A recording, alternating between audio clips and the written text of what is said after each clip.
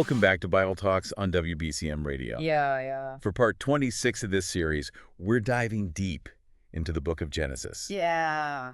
Today, Genesis chapter 26. A good one. Oh man, this chapter, it's like a soap opera, It really is. but with some really serious life lessons, like woven in. Yeah, some deep stuff. There's drama, deceit, family tension, and of course, Oh, yeah. divine blessings. Always. It's got it all. It does. It really does. So, And it's interesting because Genesis 26 picks up with Isaac, right. Abraham's son. Okay. And he's facing a famine, Just like his dad. just like dear old dad. Yeah. So you'd think he'd learn from his father's mistakes Right. and head straight to Egypt. You avoid that whole thing, but no. God intervenes. So God's like, hey, Yeah. trust me, Yeah. I got this. Exactly, even though things look really bleak. Yeah. And that's the beauty of God's faithfulness across generations. Wow. You know, he reminds Isaac of the covenant he made with Abraham, promising him blessings and descendants galore. Yeah. So like, Talk about a confidence boost. yeah, in the middle of a famine. Right in the middle of a famine. Yeah, that's awesome. Yeah. Okay, so God's got Isaac's back, He does. but then Isaac does something that makes me scratch my head. What's that? He tells the Philistines that Rebekah is his sister, Oh, no. not his wife. Not again. Why would he pull the same trick that his father did? Yeah, wasn't that a whole mess with Abimelech back in the day? It's like a big mess. Huge. Yeah. Well, imagine you're Isaac, Okay. you're living in a foreign land, Mm-hmm. surrounded by people who don't share your beliefs. Right. There's a famine raging. Yeah. You're probably feeling a little vulnerable. Yeah. And then you remember your dad pulled this sister card, Okay. and somehow he survived. Yeah. Maybe Isaac thought, hey, if it worked for Dad, Yeah. it'll work for me. He's copying his dad's homework, He is. hoping for the same result. I'm hoping for the same result. All right, so, But remember, yeah. these patriarchs, Mhm. even though chosen by God, Right. they were still human. They were Prone to fear. Yeah. And making questionable choices. Yeah. You know, it makes you think about the complexities of faith. Yeah, for sure. How sometimes even the most faithful people struggle to fully trust in God's protection. Yeah, it's not easy. It's not easy. Yeah. Okay, I get that fear can make you do crazy things. It can. But lying about your wife's identity, Yeah, that seems like a recipe for disaster. it is. And speaking of disaster, Oh, boy. doesn't Abimelech Oh, yeah. catch on He does. to Isaac's little scheme? He does. And let's just say he is not amused. Oh, no. Imagine you're the king and you find out that this guy Yeah. you welcomed into your land Right. has been lying to you, Yeah. putting your people at risk. Mm-hmm. Abimelech lays down the law, Oh, boy. makes it crystal clear that messing with Isaac or Rebekah is off limits. Wow, that was a close one. Yeah, that was a close call. So Isaac gets a divine pep talk and then almost blows it Almost. with a lie that could have gotten him killed. Yep. What a roller coaster of faith. What a roller coaster. But here's where things take a surprising turn. Right. Despite this near disaster, Yeah, Isaac starts to prosper. he does. Like really prosper. oh, like really, really prosper. We're talking 100-fold harvest, Yes. wealth beyond measure. Yes. It's almost like God saying, see, I told you I'd take care of you. It's a powerful reminder that God's blessings can abound even in the midst of our mistakes. Yeah, that's good.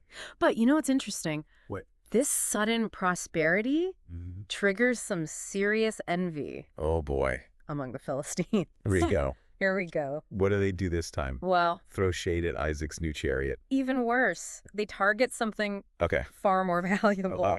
in the desert. What's that? Water. Oh, yeah. Remember those wells? That Abraham's servants dug way back when.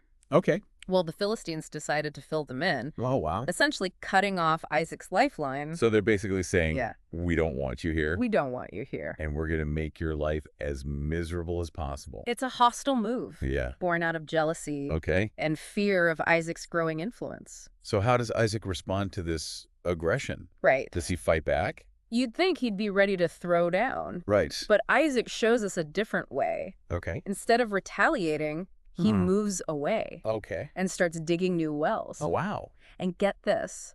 What? He gives the wells names Okay. that reflect his experience. Interesting. Esek, meaning dispute. Oh, wow. Sitna, meaning accusation. Wait, he's naming these wells after his drama with the Philistines? He is. That's hilarious. That's kind of funny. But I guess it also shows how deeply this conflict affected him.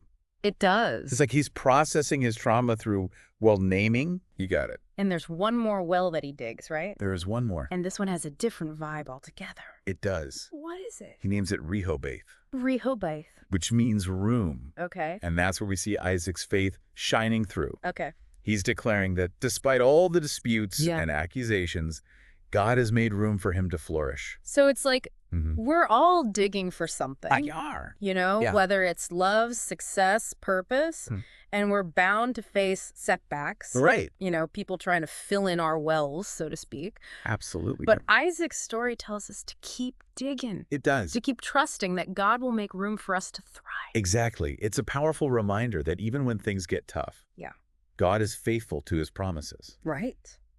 And speaking of promises, remember that divine pep talk God gave Isaac earlier? Oh, yeah. I'm all ears. Tell me more. Okay.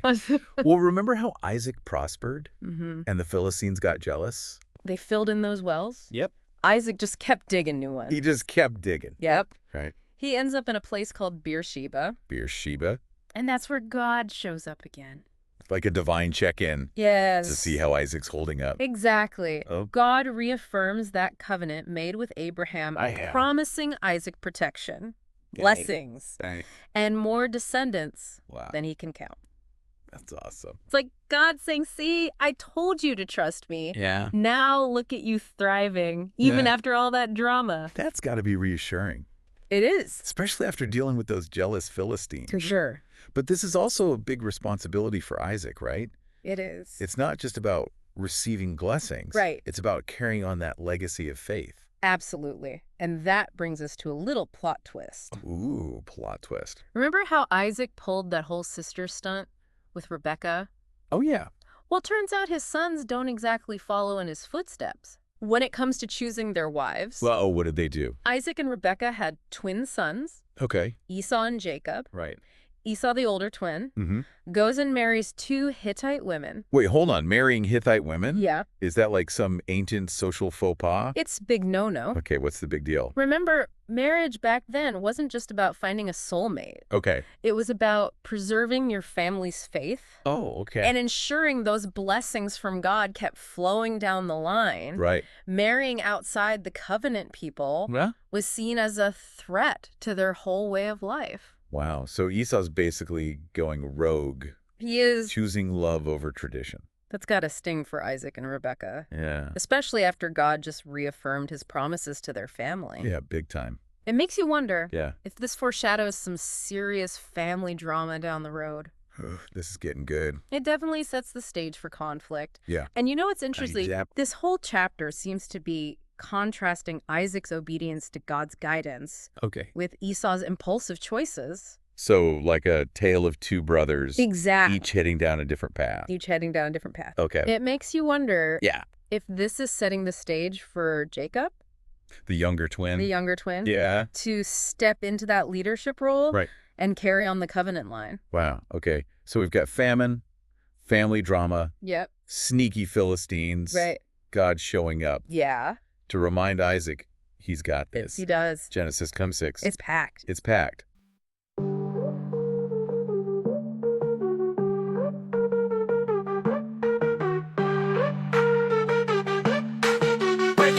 WBCM.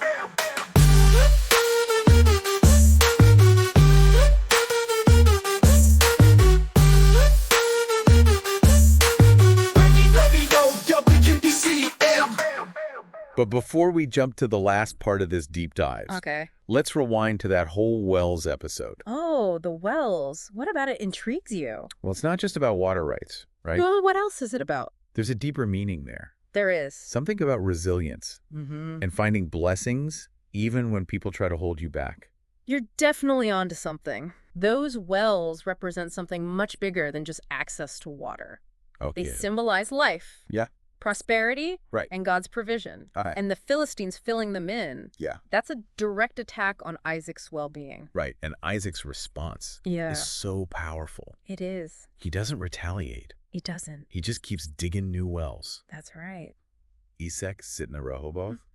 Each name a marker of his struggle and his ultimate triumph. You see, By naming the wells, Isaac isn't just keeping track, he's processing his trauma. Okay. Isaac the dispute acknowledges the injustice. Right. Sitna the accusation shows how deeply hurt he felt. Wow. But then Rehoboth, meaning room, that's where we see his faith taking over. Yeah. He's declaring that despite it all, God has made space for him. That's so insightful. Yeah. It's like he's turning his pain into a testimony, a reminder that even when people try to block your blessings, God will always make a way. Always make a way. And what's fascinating is that this whole well-digging saga doesn't end in a standoff.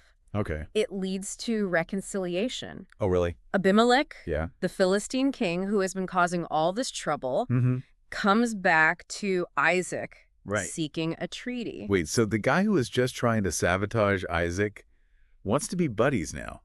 He does. What changed? Well, think about it. Isaac, despite all the obstacles, is thriving. He's got God on his side. Okay. And Abimelech can see that. So he's basically saying, hey, let's be friends. Yeah. I don't want to be on the wrong side of the guy who's clearly blessed by God. Exactly. And it highlights a powerful truth.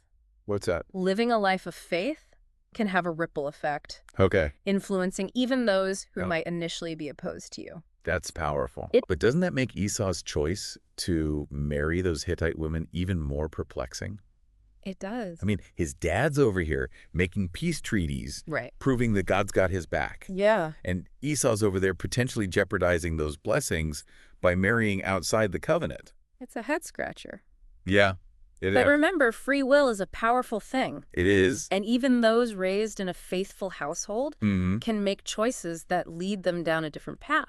Yeah, that's true. It happens. So what happens next in this family saga? Well, does Esau come around? I don't know. Do Isaac and Rebekah ever get over their disappointment? Well, for that, we'll have to delve into the last part of Genesis 26. Oh.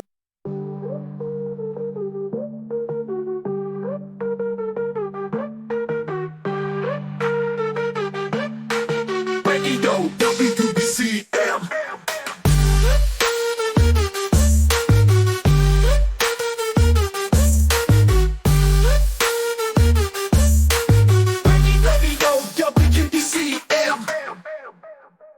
All right, so we're back for the final part of our deep dive. Into Genesis 26. It's been quite a journey. It has. Famine deceit, well-digging drama. Oh, yeah. Family tension, and God showing up to reassure Isaac. It's a reminder that even when life throws you curveballs, God is faithful to his promises. Right, and speaking of promises, we left off with Isaac's son Esau, making a choice that seemed to go against everything his family stood for. Yeah. Marrying those Hittite women. Yep.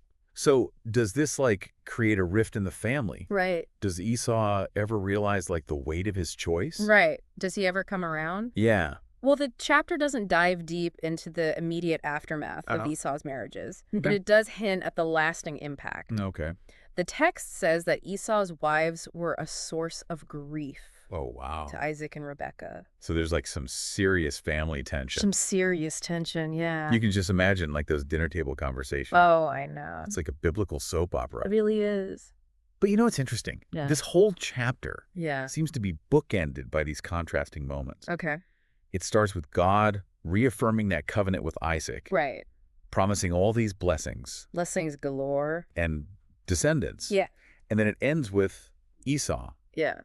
Potentially jeopardizing all those blessings. Okay. By marrying outside the covenant. It's like the writer is highlighting the tension between God's faithfulness and human choices. That's powerful. Yeah, it's a reminder that while God's love and promises are constant, our decisions can impact how those blessings unfold in our lives and even in the lives of our families. That's deep. It is. It makes you wonder if Esau ever fully grasped the weight of his choice. Yeah. How it might affect his family's legacy.